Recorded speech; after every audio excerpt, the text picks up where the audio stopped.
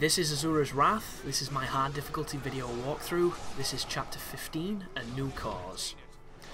And this is a pretty challenging fight against Super Psycho Asura. And if the microphone picks it up, that is my next door neighbour's screaming baby, because they're packed into that house like Hondurans in a wooden shoe.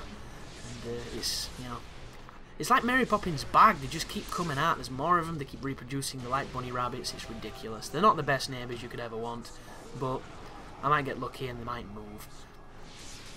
But anyhow, this is Asura. He is extremely damaging. He will kill you in very small amount of attacks. Like right there, if I'd have got hit by that any more times, that could have done some serious damage. And one punch pretty much took off a quarter of my life. And the strategy for this guy is simple. Dodge his attack and then counter him the same way we did against Yasha, the same way we've done against a lot of the bosses. There was the attack, there's another attack, dodge it, then go in, hold B to knock him up, beat him up on the ground until you get the Y prompt, try and get as many punches in before you do the Y as physically possible, and repeat. But it's much more challenging than just saying that, because this boss does some serious damage, and right there I didn't stun him with my attack, which is a massive shame, but luckily enough I knew he was coming because of the little cutscene. I knew I could counter it, beat him up on the ground, hit him with the Y. And as per normal, if you go into unlimited mode like this, you can just keep beating them up, hitting them with Y, beating them up, hitting them with Y, and you will stun them. You'll keep them in the stun lock, and it can be really effective at building the gorge.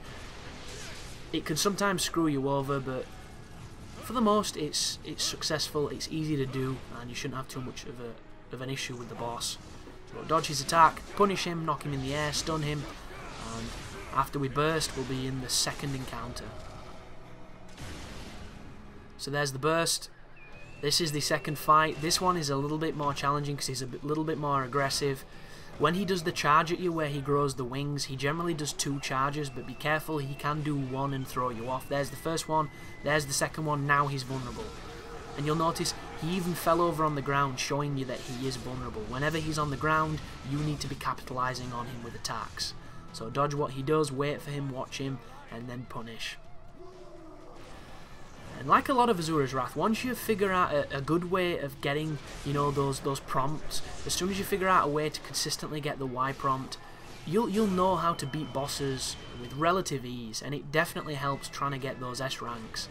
But sometimes, like Deus is a bastard for it, because he's got a handful of moves, and it can take a really long time to get the one you want from him, because he can sometimes do, you know, every other one under the rainbow before he hits you with the one you need.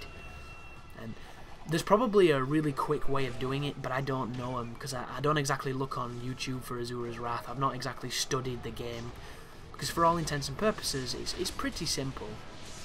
But beat him up. You'll notice I didn't get the Y prompt because I was regenerating the strength to do the attack. There's the jump move. Make sure you get away from it. It does some massive damage. Keep beating him up. Hit him with the Y. Watch the gorge fill. And one more of these and we're done.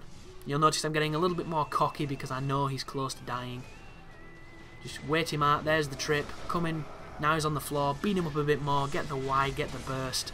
And that is potentially a difficult chapter that's just been felled. So thanks for watching, and you take care now.